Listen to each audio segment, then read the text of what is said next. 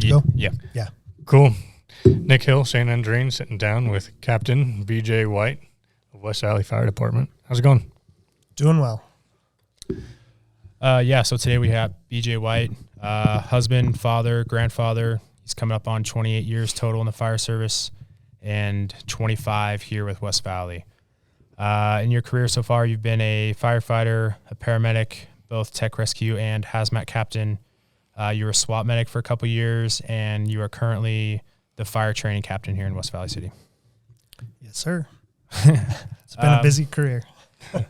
So I'd like to start this episode with you just talking about your childhood, your upbringing, where you grew up, family, lifestyle. I actually grew up not far from here, born and raised here in the Salt Lake Valley.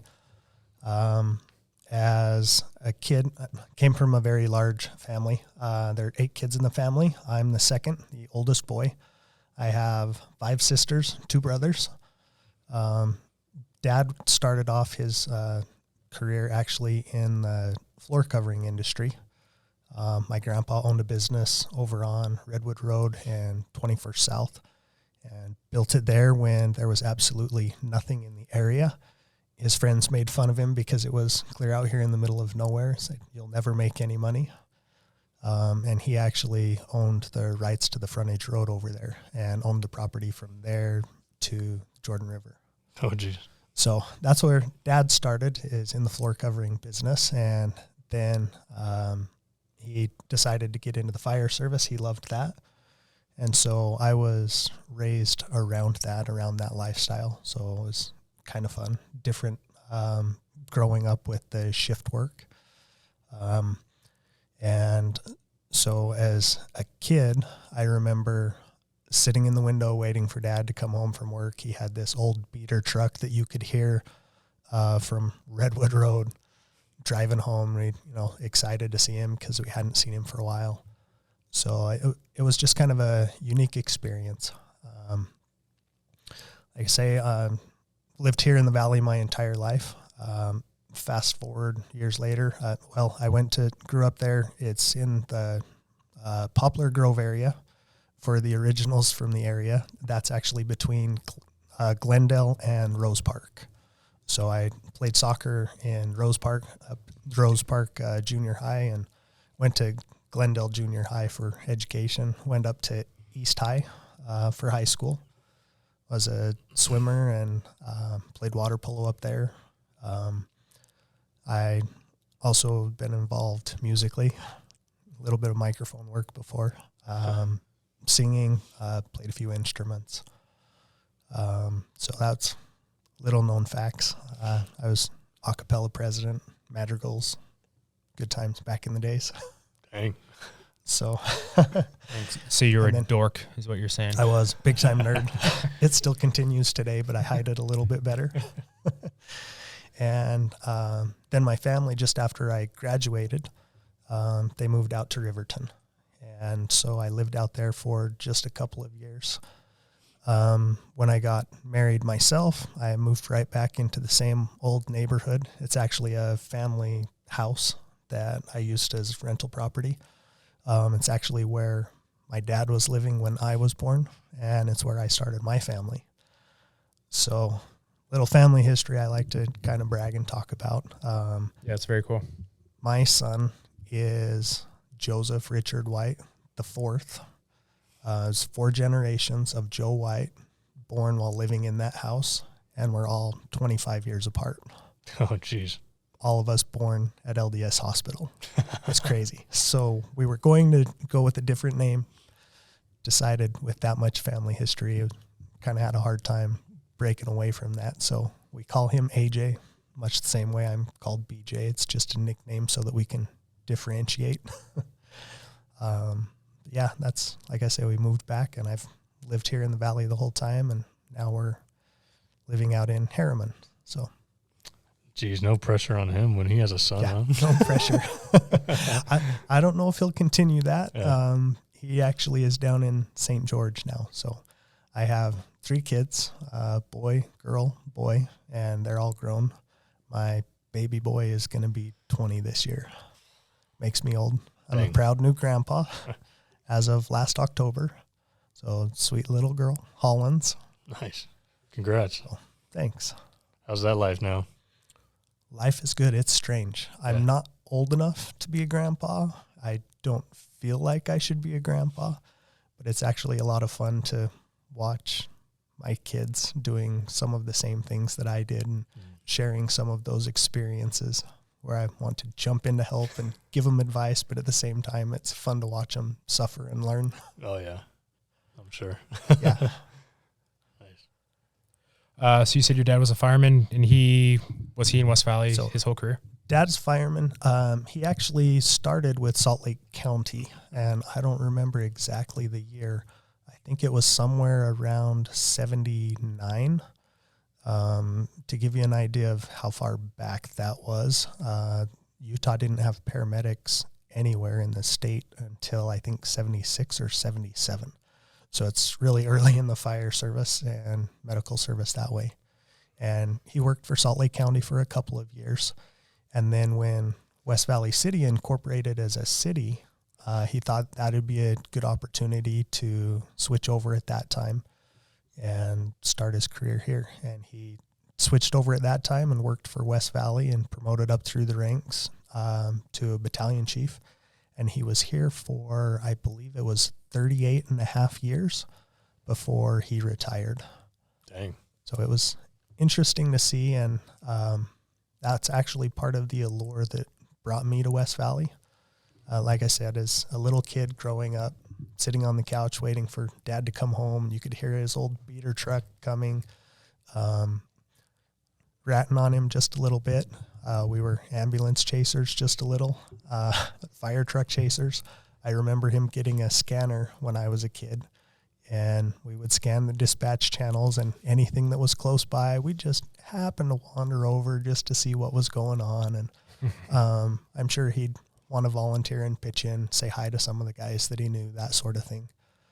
But it made it very memorable. And I remember as a kid coming to the fire stations and getting to play on the rigs a little bit, getting to know some of the guys and seeing the family and the brotherhood of working in a smaller department like that. That was also a very busy department. So it was very appealing to me. Nice. Yeah, I'm sure you spent a lot of time here at the stations as a kid. Yes. Spent a lot of time here at the stations. I've had the opportunity to watch West Valley grow. So I remember back in the day when Station 71 literally had no houses around it. It was just fields. And we'd go out to visit Dad, and it was in the boonies. It felt like it took forever to get there. Then when you got there, there was nothing to do except for run around, try and kick up pheasants in the field or chase rabbits. When we were really bored, we'd try and walk up to the water tower that's just south on the road because it seemed like it was right next door. I don't think we ever made it as kids just because that's a long, steep hill. Yeah. But that was kind of the fun. I remember before Station 73 was built, City Hall was over on Redwood Road and 2700 South, where the market is over there. And inside that market nowadays, there's a roll-up garage door. That garage door and the actual grocery store section of the building was an addition afterwards. The original building was the concrete building on the east side there, and that was City Hall.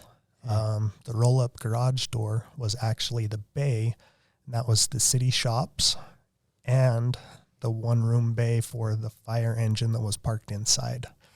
The fire station itself was actually a single-wide trailer parked behind the structure there. So they had bunk beds in the bedrooms, no air conditioning. And when they had a call at night, tones rang out. They literally had to run outside, go into the bay to respond on emergencies. So I remember going in the summertime and guys hanging out the windows and getting yelled at as a kid for playing on the bunk beds. And yeah. It was good times. That's really cool. Yeah. Did you work with anybody when you got hired here that you grew up with as a kid coming to the station? No one that I grew up with, other than family members. No, I mean, when you came to the station as a kid, was there anybody that you ended up working with? Oh, yes. A number. I hate to name names just because I know I'll forget a bunch of them. But there were a number of them. I'll throw in a couple names. Dean Williams, Brian Densley. We actually went on some backpacking trips when I was a little bit older, teenage age. Tony Glizos was family member. Uncle Tony, shout out to Tony. Bear has always been a monster of a man. Jeff Barencott, Chris Romine, John Evans. I feel like I grew up with the entire department, both the older generation, because I knew a majority of them, and even I say younger generation, people that started even previous to my start in the fire service, just because I saw and remember when they got hired. Dale Van Tussenbrook, I remember coming into the station and Dad introduced us. I'm like, who's that guy? Because I didn't recognize him. He's like, oh, that's one of our new guys. So, and he's the father of one of our other captains currently. Yeah. So it kind of ages me, but it's been a unique experience and really fun to see that and see the growth and progress of both the city and the department over that time.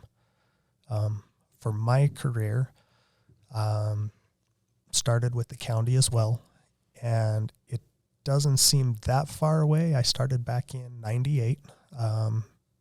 Just before I got married, I actually had to change my wedding date a couple of times because when I got the job offer, that was higher priority, and you take what you can get. Yeah.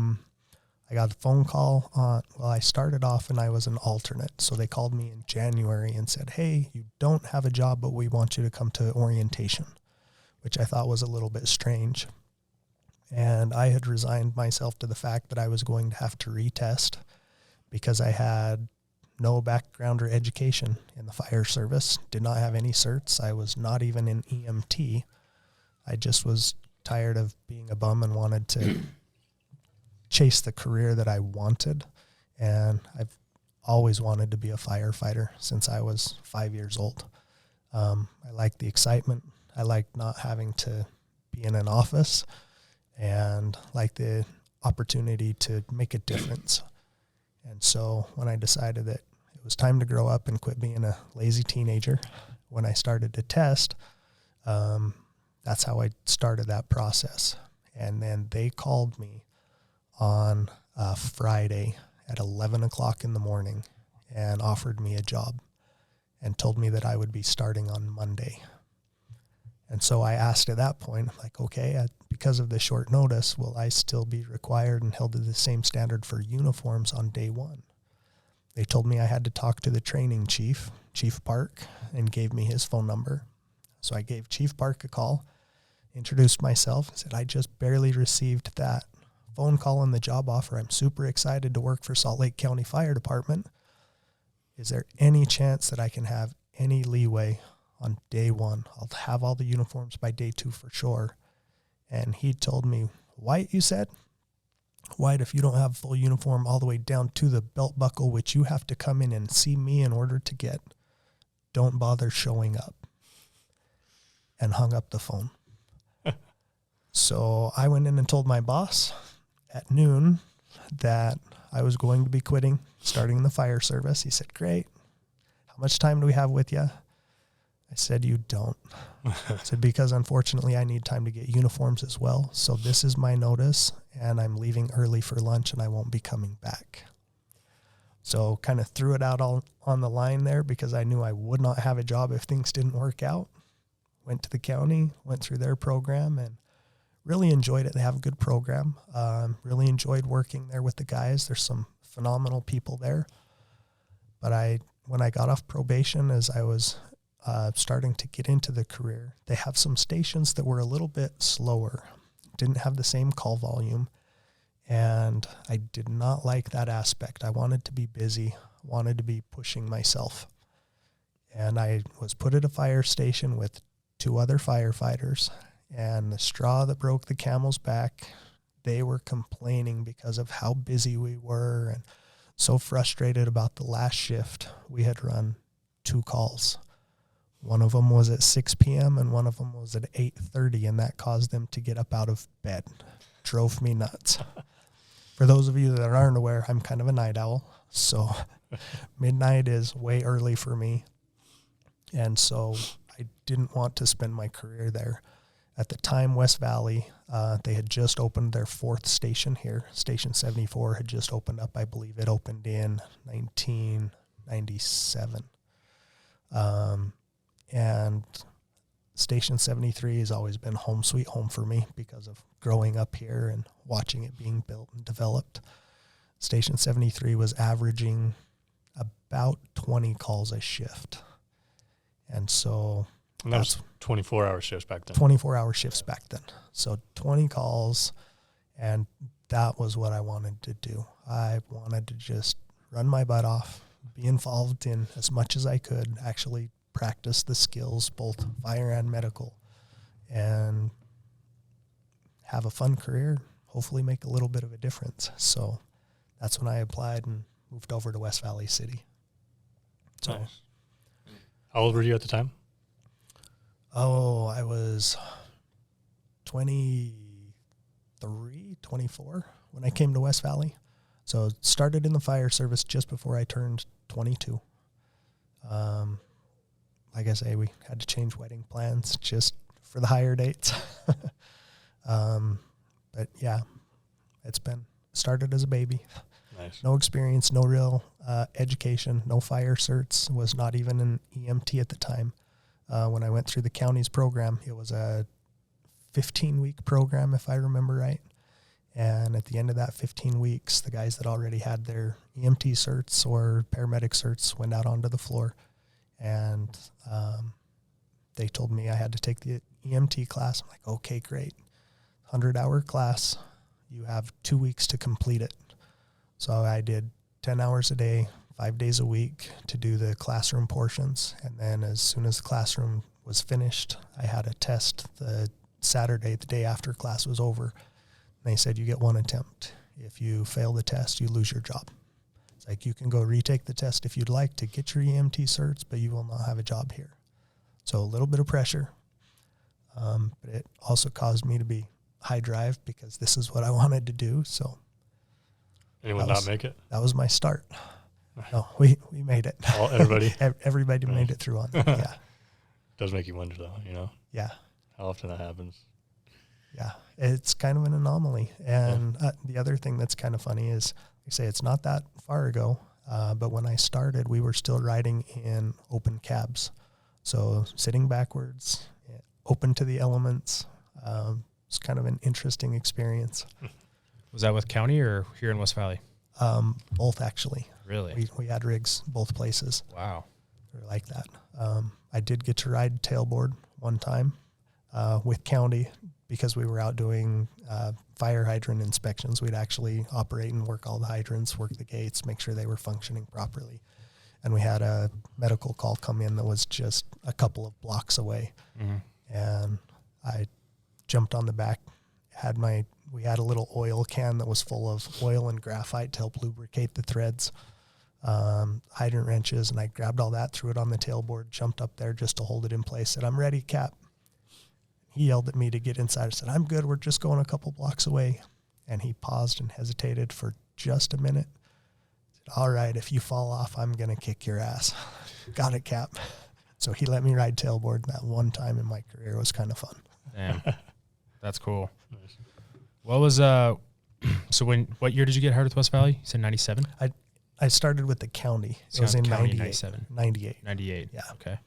And started in West Valley in 2000. Oh, okay. July of 2000. Okay. What has there been any culture shifts since then? Huge culture shifts. It's been interesting to see the dynamic.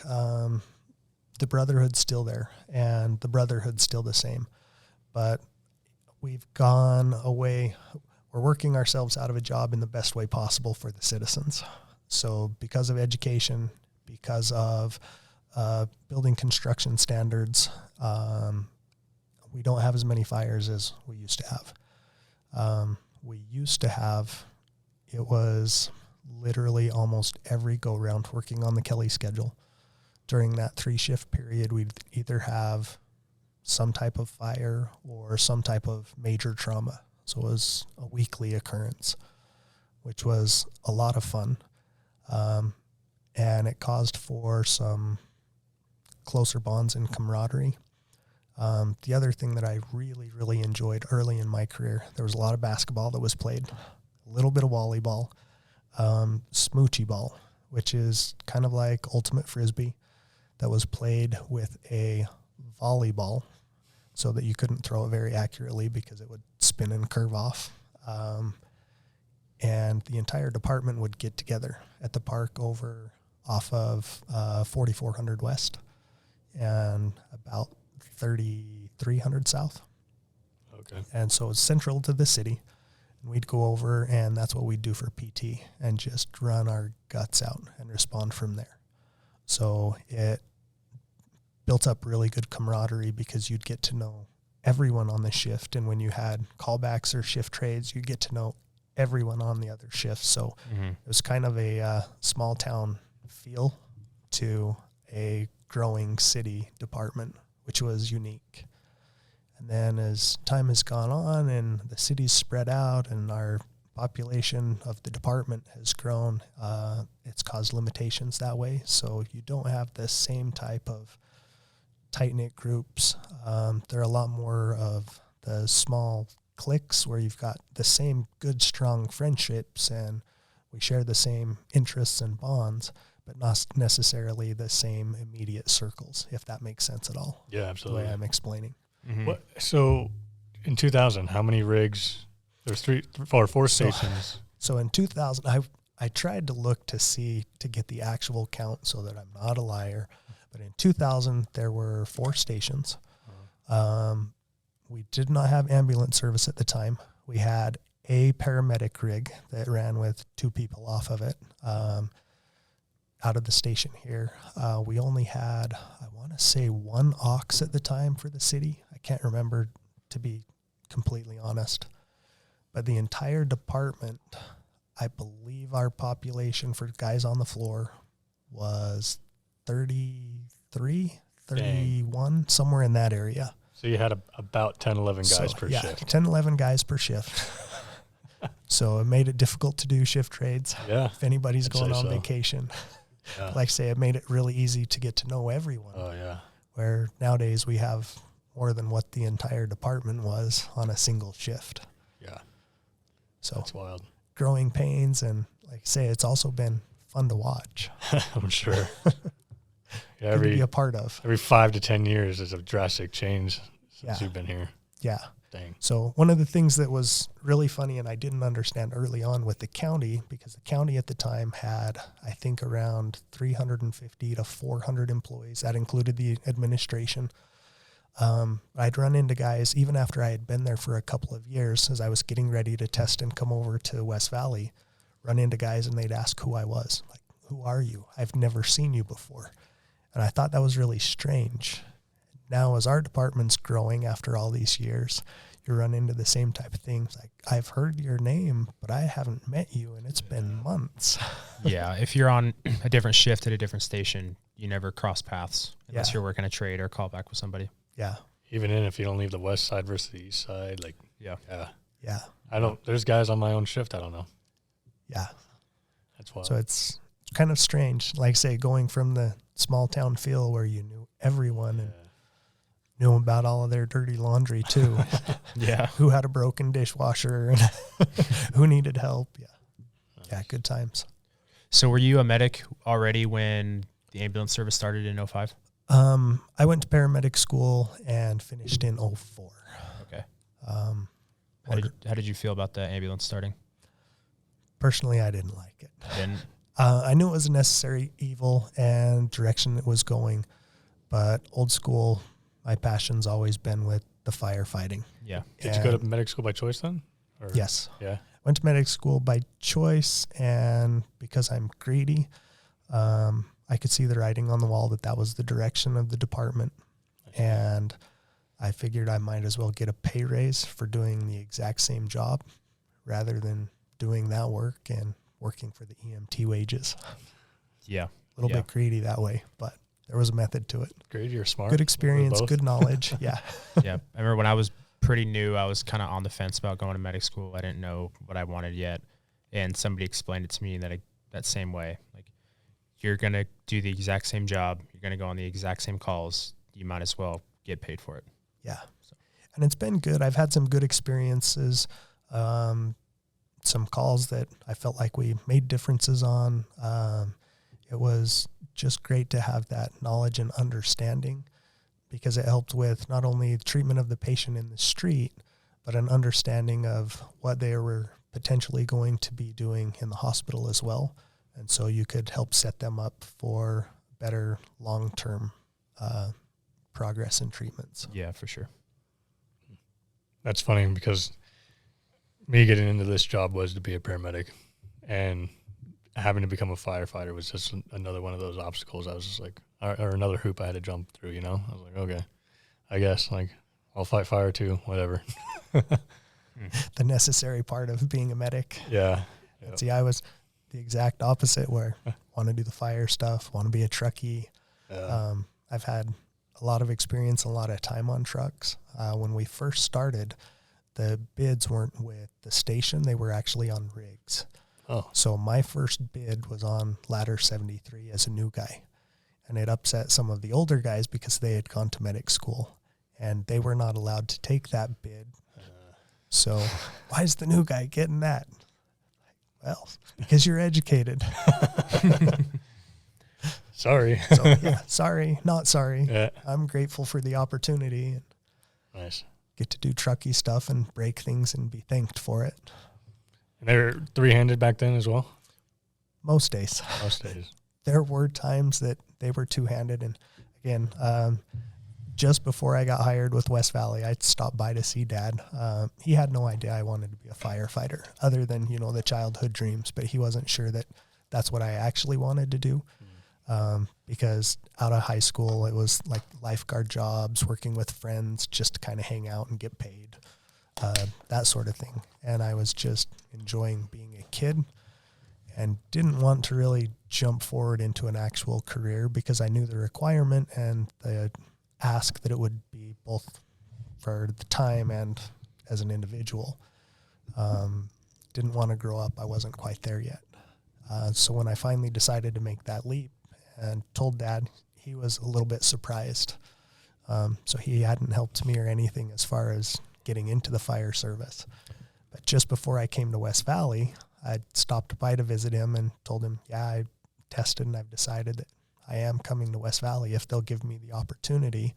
And while we were having that conversation, the tones went off. They had a traffic accident over on 31st South, 3200 West. There were 3 vehicles involved.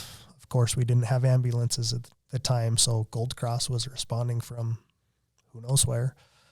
And so they were two-handed on the ladder truck. It was Tony Glizos and my dad.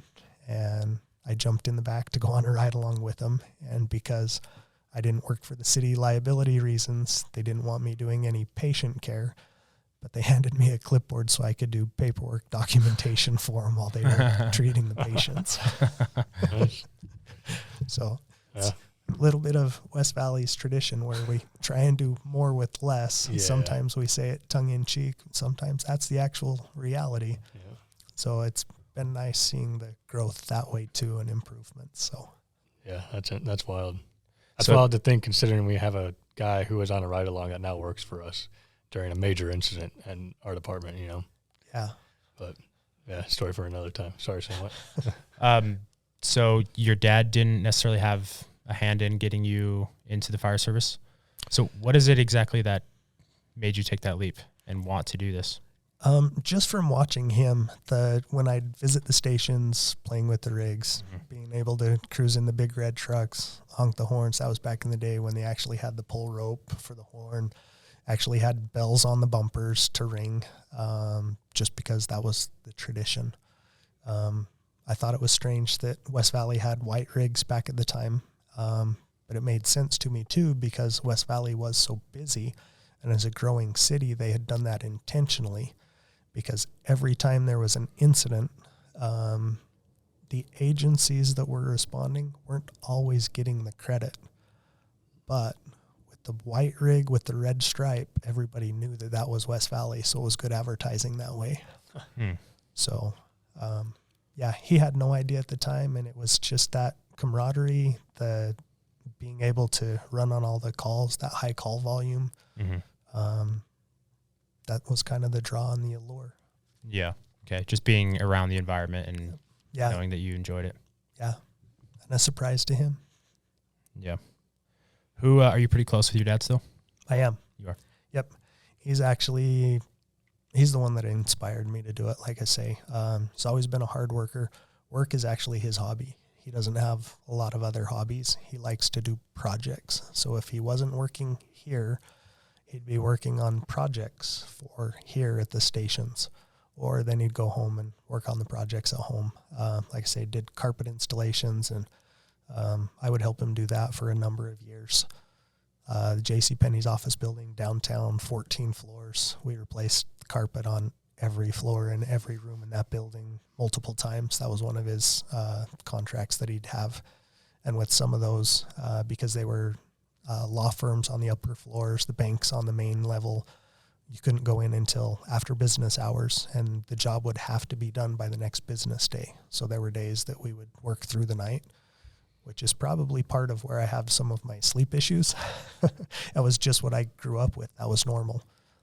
Even as a kid, I remember laying on the big carpet rolls, taking naps just to catch a few Z's so that I was rested before I'd wake up and help him out a little bit more with the menial tasks. So he's always been a role model that way. And as I got into the fire service, he was a mentor in helping direct me and guide me and possible routes to go. And he was always a strong supporter of take more classes and be educated.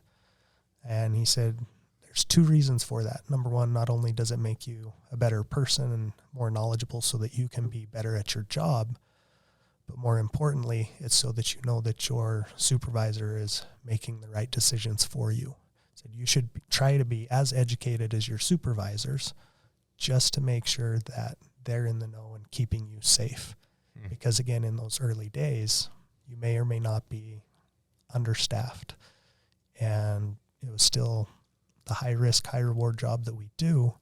But you'd go into some of those sketchy situations and you'd know that, yeah, we can do this, but we have limited time frame before things start to go sideways. So the pre-9/11 era, when there's not as and pre-internet era where the lessons aren't shared throughout the nation. That's wild. Yeah. Well, and like you say, the pre-9/11 era, when I started, technology changes. We started to talk about that. We'll circle back here. I was still using the low pressure snuffleupagus hose, where when I started, they told you that when you ran out of air, if you were still inside a structure, you could either disconnect that from your regulator on your hip and tuck it in your pocket, or unzip your coat a little bit and tuck that tube into your coat so that you would be using your jacket as an air purifier, essentially, to give you a little more time. That was what they were still teaching. Wow. Yes. I don't see the issue with that. Slight changes in how we do things nowadays, right? Nowadays, when the bells go off, we actually try and get out as soon as possible. Or back then, it just let you know that you needed to hold your breath so you didn't have to be the first one to go out. It's wild. Yeah, that's wild. Yeah. Pass devices were a new thing on your hip, on the belt. You'd have to make sure that you turned them on. That was part of the training. Now everything's integrated. So It's been interesting to see the technology changes. Yeah. Has there been anything that's been implemented as of recent that you wish would kind of go back to how it was when you started? I like how with our department, we are starting to be more aggressive again. I think it's important to be mindful of the safety measures that are put in place. But our job is a high risk job. And there are circumstances where it literally is in your job description to put everything on the line and to have that expectation that based off of your experience and your knowledge and education, you can be timely in what you do, but there may be a time where you are asked to risk your life for the benefit of someone else. And so I'm glad that West Valley's starting to look at that direction a little bit more so, rather than just rely specifically on the education and statistics of how we operate in the fire scenes. And we're allowed to do unprotected searches and be aggressive that way for the benefit of the citizens. And it actually helps stabilize the incidents faster, my opinion. When you're as a captain and as a supervisor, what are you thinking about before making those decisions? Like, obviously the safety of your crew members, but then also the possibility of citizens being in the structure. What do you kind of wrap in your head around before making those decisions, whether to send your guys in unprotected or wait a minute? The way I would always base it is based off of my experiences and what I would be willing to do. I would never ask anything of my guys that I wouldn't be willing to do. And in those circumstances, I would actually, if I couldn't, it was a possibility, be one to go in with them. And I tried to make sure through our training and shared experiences that way, to ensure that my guys were capable of it. And in those training scenarios, give them the opportunities so that they would have the confidence and know that I had confidence in their abilities too. But I would always have that in the back of my mind, because I never want to have to make that phone call to a loved one, significant other, next of kin, to say, I screwed up. So that is first and foremost in my mind always. And we will do whatever we can to make those necessary risks to benefit the citizens, but they won't be senseless and they won't be unnecessary to put the employees at risk ever. Yeah, I'm sure that's a tough decision to make. We were doing last round, we were going over just like very, very basic ground level size ups with the new guy that we have on our crew. And we put up a picture of a seemingly fully involved structure, and part of his size up was he said something along the lines of, this is not a tenable space. And then after he finished, I was like, what makes you think that? And he said, well, because there's fire in all the windows. I was like, okay, but you can't know for sure that there's nobody in there. Like, you can't go off of somebody saying, oh yeah, I live here, everybody's out. You can't just take that for being the truth. You have to make sure on your own.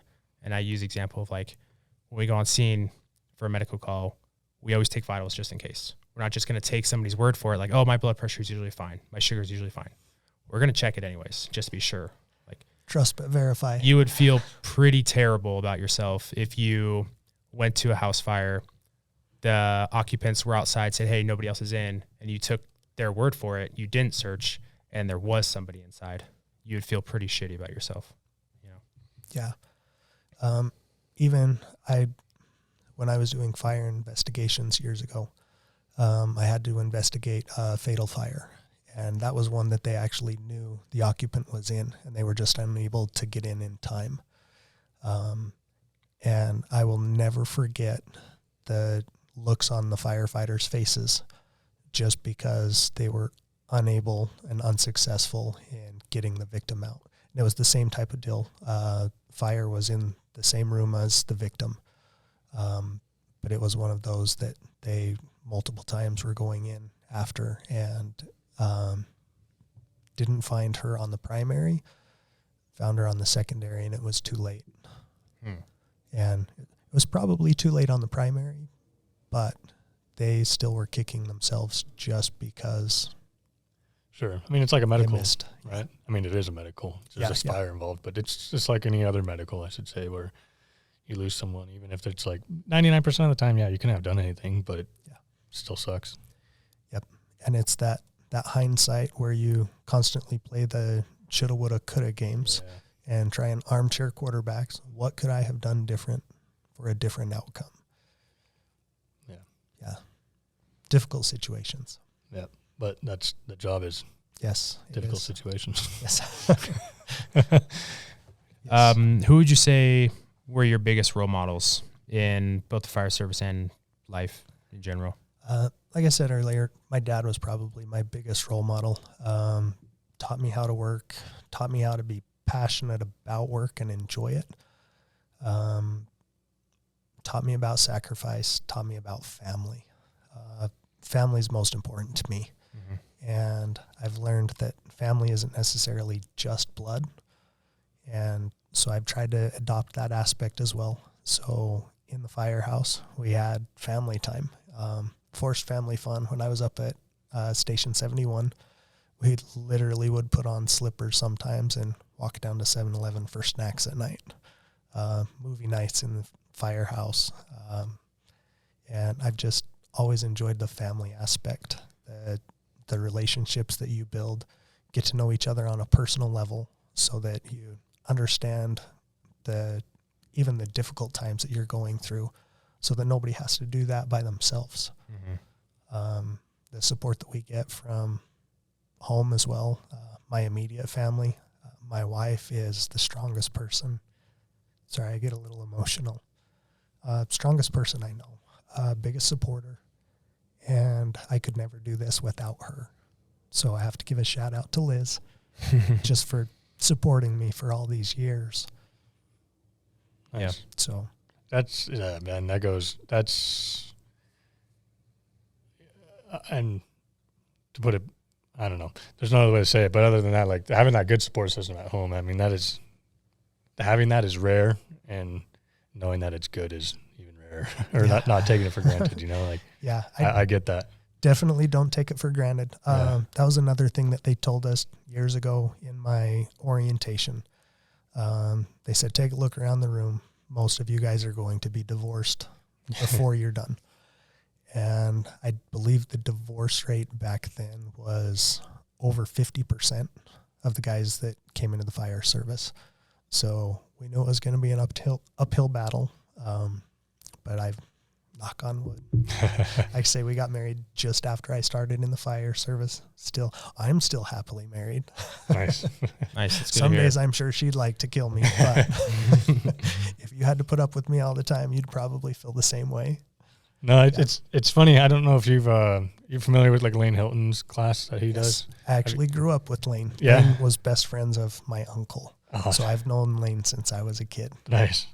Do you ever had a chance to do his class? Yeah. He talks about how, like, firefighters, how we have a tendency, well, there's certain population groups, I should say, not just firefighters, but firefighters, nurses, police officers, military, and the other one they throw in there is teachers, and how we get along really well. And he says, firefighters who are divorced, like 9 times out of 10, obviously 9 times out of 10 just being pulled out of the air. But who do they go and marry is someone else in one of those fields. Yeah. But your wife's a school teacher. That's what made me she is. think of it. Yep. And it makes it nice because she understands the screwy schedules. I understand screwy schedules too, because even though school day is from this time to this time, she's always there early. She's always staying late. Same thing with me. Even though shift is this day at this time, always early, usually end up late. Yeah. In training, nothing's changed. Yeah, I'm sure it's even worse. Yeah. Days off are flexible. Yeah. Meaning it may be your day off, but you're still at work. Yeah. Well, nice. That's awesome. Especially like going back to what you were saying before, like those relationships you build. For those who are listening or watching that don't know, like Shane and I were both on your crew for years. And I got to say, like, and I'm not saying this is good, bad, wrong, right, whatever, but out of all the captains I've worked for, you're one of the few that'll actually come and like hang out with the crew. Other captains, it's like, yeah, sure, I understand there's a lot to do and there's paperwork. There's always something, but you always definitely took that time to like come in, hang out, have a conversation on more like not just surface level, Yeah, it's always been a priority for me for that reason, because I've had the opportunity to work with amazing people, present company included. And I don't take it for granted that the crews that I've had and the work that they've done for me, I think sometimes I don't deserve, just because of always the self-doubt and things like that, where what have I done to get to this position? But because of those relationships and the individuals that our paths have crossed, I want to get to know what makes them, why they're happy, what I can do to help improve their life the way they've improved mine. And so it's always been a priority. Family time always came first, and then the paperwork and things like that I'd try and do after everybody else went to bed. I would be more than willing, and I would do it again, sacrifice my time and my sleep just so that I could spend those hours with the crew. Nice. So thank you guys. Yeah, you've been a great captain. I've loved being on your crew. There were so many nights where we'd get up at 1, 2 in the morning, and it was obvious that you haven't gone to bed yet. Like, this guy is insane. He doesn't sleep. It's crazy. Your light is always on. Your door's always open. Sleep's overrated. I have plenty of time to do that when I'm dead. I wish I could function like that. Yeah, I'm in bed by 9 at the station. I don't care. I'm out. I try to be in bed by about 2 was always my goal. And then on those really late nights, I wouldn't set an alarm until 6:30. I'd try to be up early just to make sure I had everything finished with the paperwork, and so I could get things set up for the cruise for the day. Yeah, it's wild. You mentioned your wife, Liz. What do you two like to do together on your days off? Oh, whatever we can. We both like movies. Mm-hmm. And so she likes to sometimes just sit in veg, watch movies, whether we go to the new releases or we're just renting them, binge watch their walks. I love to spend time in the mountains, hiking. Used to mountain bike. I'm getting older. It takes longer to heal, so I've kind of let that one go. I have a lot of expensive hobbies that I hit and miss.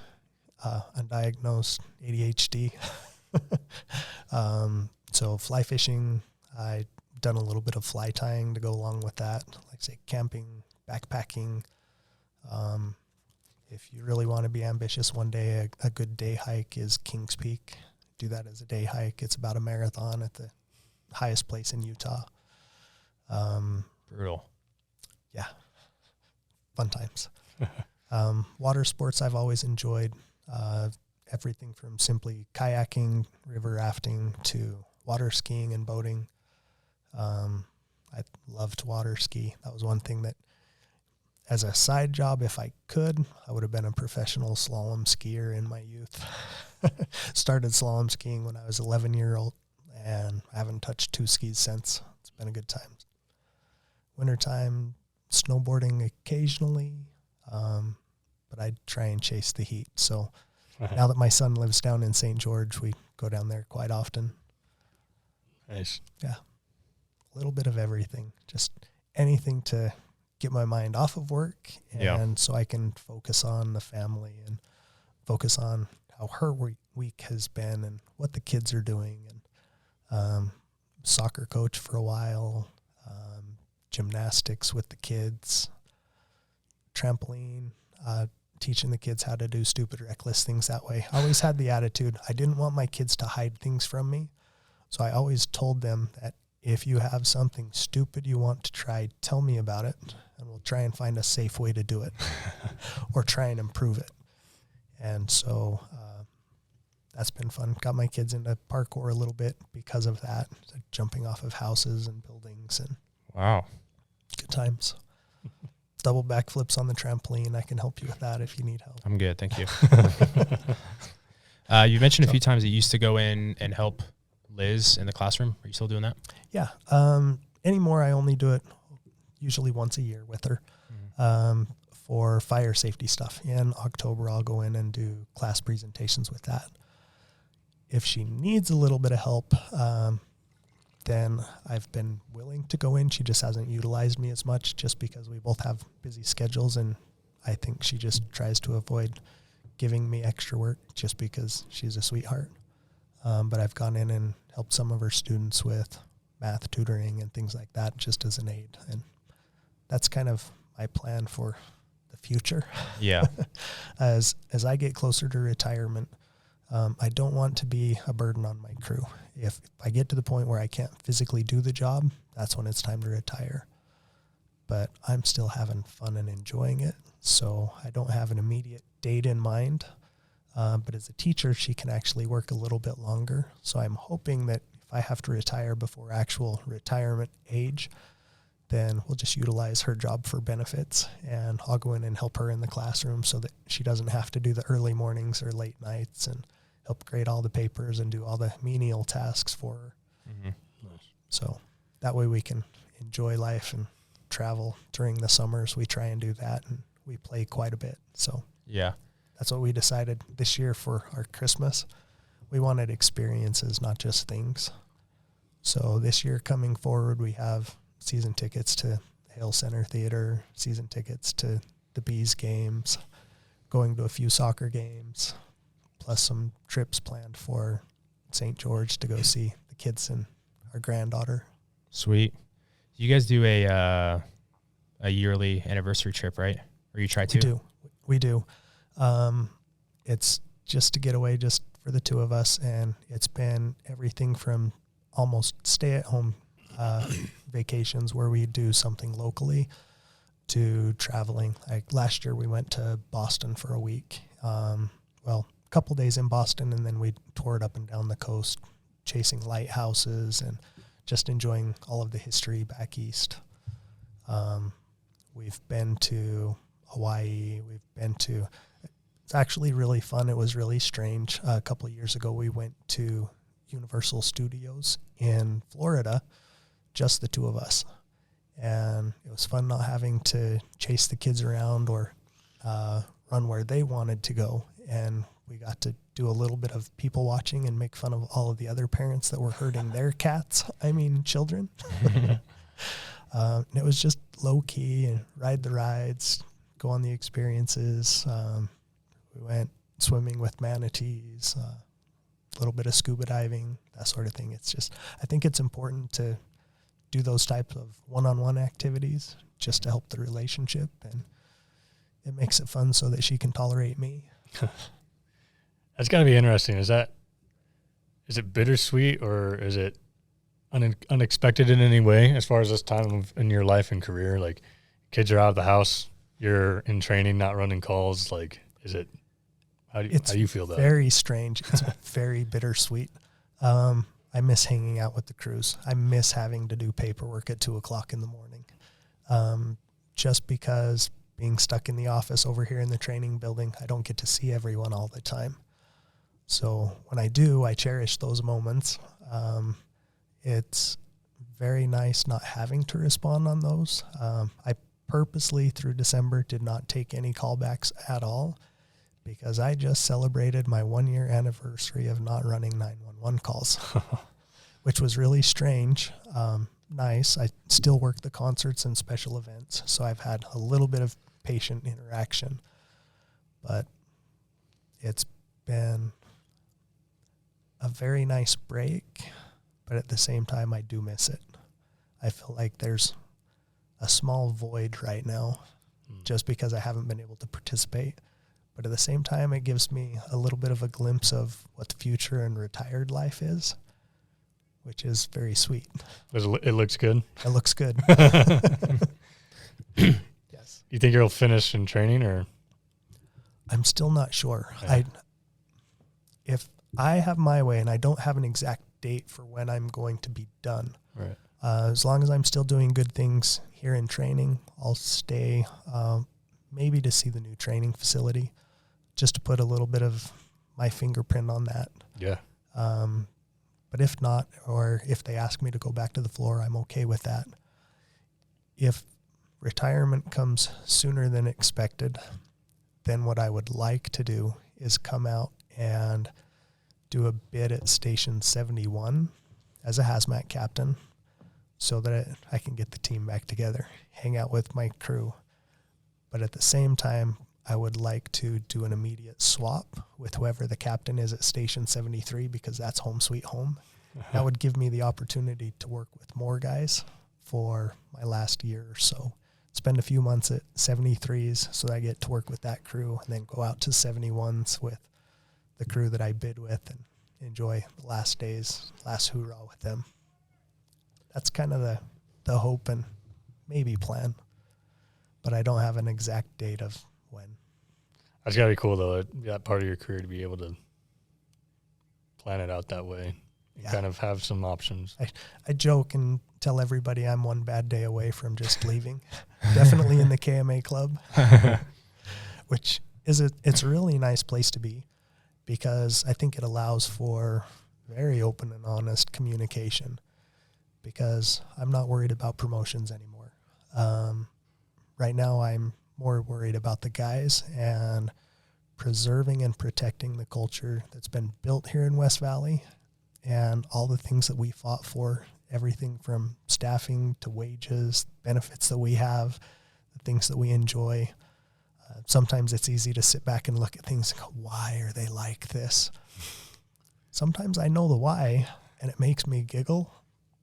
Like, I kind of like that, because if you guys only knew where it came from and how some of the things that are messed up are huge improvements from what they were. And that's promise for hope for the future. And I hope things continue to progress. And I hope the next generation, these guys that are starting in March, will adapt and embrace the culture that we've established as being an aggressive, progressive department, and continue to push and maintain those traditions long past the time that I'm here. Yeah. What aspects of the job in your 28 years have given you the most struggles, whether it's personal or family wise? The most struggles, personality. I have a very strong personality, very opinionated, often outspoken. And when there's conflicts with that and conflicts with my family, I have a really hard time holding my tongue. For example, when I went to paramedic school, it was when Liz was pregnant with our daughter, our second child. And they told us at the time, you know, I knew what I was getting into. I knew about all the ride-alongs and everything. We were going to be doing our ride-alongs starting in December, January timeframe, and we were due the end of January. If things didn't progress, we already had C-section date for January 30th for my daughter. And I was going to paramedic school up at Weber. So living in Harriman, going to school at Weber is not a commute that you can do every day. So I actually stayed on campus. If we had a test Monday morning, I would go up the night before, go to school Sunday night. If it was just classroom, so I could stay a little bit later, then I'd go up Monday morning, but I would be on campus until Friday night, come home Friday night. So gone for a week. When we started those ride-alongs, we were able to go home, of course, but as they were scheduling those, they wanted me doing ride-alongs up in Ogden. And so I sat down and ran the numbers, as I like to be analytical, figure out exactly what I needed, exactly where I needed to be, and I told them no. I said, I need you to reschedule those closer to home because it's so close to her due date, or I'm not doing them. And so I've had some issues and conflicts that way. They told me, no, we're not rescheduling them. I said, great, I'm not doing the ride-alongs, just so you're aware. Called the captains and told them, hey, don't plan on me, this is why. The captains were understanding. The school, not so much. And they actually threatened and told me that they weren't going to pass me for the courses. And so I ran the numbers to them and said, this is what we've done. These are the hours that I've completed according to the state and everything else. Like, I don't care what grade you give me in the class. I've met the certification standards. You have to give me the certification. And so then they did the same thing. I think it was just a little bit out of bitterness. That's when they decided that they wanted all of the medics to go to graduation. I already had a vacation planned. We were heading to St. George for a little golf trip. And so I told them no. And they told me again, like, we're going to keep your certification. Like, nowhere in your documentation anywhere does it state that that was a requirement as part of the class. I've met your requirements and you were required to give me that certification. So I've been known to be a little bit stubborn and bullheaded that way. Those are the types of conflicts that I've run into. Yeah. Boy, do I know what it's like to not get a certification after medic school. Fuck. Sucks. It does. It's interesting though, because Read like, the fine print. yeah, but I mean, you could have easily just been like, fuck you, like on principle alone, like I'm going to be there for my wife and child. Like, but instead you were like, actually, I did my homework and fuck you. Like, there's something to be said about that as far as your approach to handling a situation like that. I like to kick back, but at the same time, I want to make sure that I don't give them any ammunition to come after me. Exactly. Yeah. So You got ground to stand on. yeah, Yeah. try and keep it solid ground. There are some people that know that if I start to argue, I usually have a very substantial foundation to fight with. If I'm quiet, then I might be unsure. But when I start to argue and fight back, you better make sure you have all your ducks in a row, because I'm ready to fight and we'll go all the way. Nice. I like that. I've been saying this for years, but you should have been a lawyer. Way too much school. I'm not a very good student. I'm still uneducated by society's standards, so there's no way I could be a lawyer. I mean, I don't want to beat the dead horse. You've already talked about community and brotherhood here, but what has been the most rewarding aspect of working here in West Valley, or just being a fireman in general? You guys, family life. It really is. That's the most rewarding to me. Mm-hmm. The relationships that I've been able to build, that shared brotherhood, being able to see the growth of the city and how things change in a profession that I enjoy. It's still exciting to me. I have even more fun now because I'm not as excited to be the medic, but I get to see more fires than anybody else. May or may not set them with Class A liquids. Sorry, Chief. Little red buckets work great. But it's a lot of fun. It's a lot of fun to help nurture and foster that same learning and passion that I've enjoyed for years and years and still continue to enjoy. It's rewarding when we get that one call that actually makes a difference. It sucks to do the 911 babysitting, and that's still frustrating. I try and keep in the back of my mind that even the lift assists and the frequent flyers, for some of them, it's a reach out for help, not necessarily the medical help, but they're looking for human interaction. Mm-hmm. And so I try to be empathetic that way still. But the most rewarding is those rare calls where it actually makes a difference.